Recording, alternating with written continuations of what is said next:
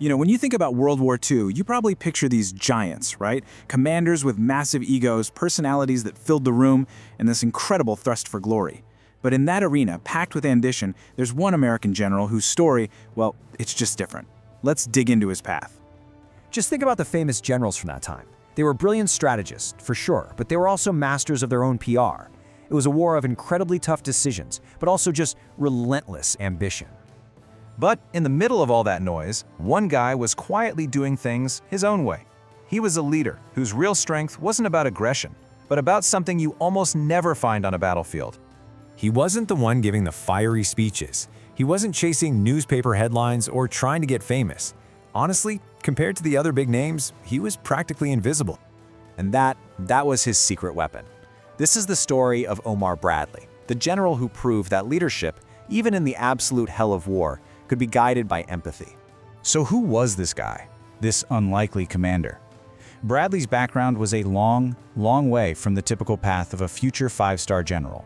He was born into poverty in rural Missouri. He got into West Point, but he wasn't some academic star or a standout athlete.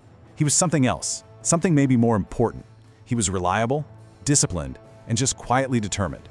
While other guys were learning how to command attention, Bradley was learning how to observe, how to listen, and really, how to understand people.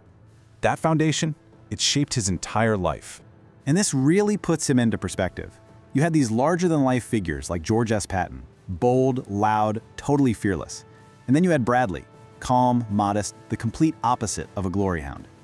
That calm reliability wasn't just a personality quirk, it was a strategic advantage. It meant his soldiers trusted him not to gamble with their lives just for a good headline. This quote, man, it just captures his whole philosophy perfectly. For Bradley, war wasn't a performance. It wasn't a game to be won for personal fame. It was a serious, solemn duty, and the lives of his men were his ultimate, most sacred responsibility. Every leader, they face a moment that truly defines them. For Bradley, that moment came in the desert sands of North Africa, where the American army was literally on the brink of collapse. This situation was dire. American troops were green, totally inexperienced. They'd been beaten badly by Rommel's seasoned Africa Corps, and morale had just hit rock bottom. Bradley was sent in to fix a machine that was completely broken. So how did he do it? Instead of just shouting orders or firing a bunch of commanders, he did something pretty radical for a general. He listened. He actually walked among his men, talked with his officers, and he studied their mistakes, not to point fingers, but to understand why they were failing. This built incredible trust, and it let him rebuild the army's confidence, one small, careful step at a time. So after proving himself in North Africa, Bradley gets handed one of the most critical jobs of the entire war, leading the American forces on D-Day. This was going to be the ultimate test of his leadership. Every military operation starts with a detailed plan.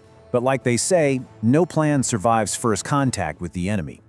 And on June 6, 1944, on a stretch of sand they called Omaha Beach, the plan didn't just bend, it fell apart, spectacularly. Bradley was commanding the forces at Omaha, which was the most heavily defended part of the beach. His men faced an absolute storm of machine gun fire, and the casualties were just devastating. The invasion was teetering on the edge of total failure. Now, another general might have just ordered a brutal, full-frontal assault, but Bradley, he hesitated.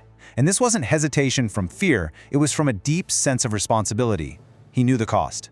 So instead of forcing his plan, he trusted the men he had trained, empowering his commanders on the ground to adapt, improvise, and find their own way through the chaos.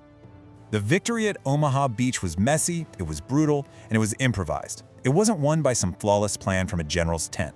It was won by the courage of individual soldiers who were led by a commander who valued their lives and trusted their judgment.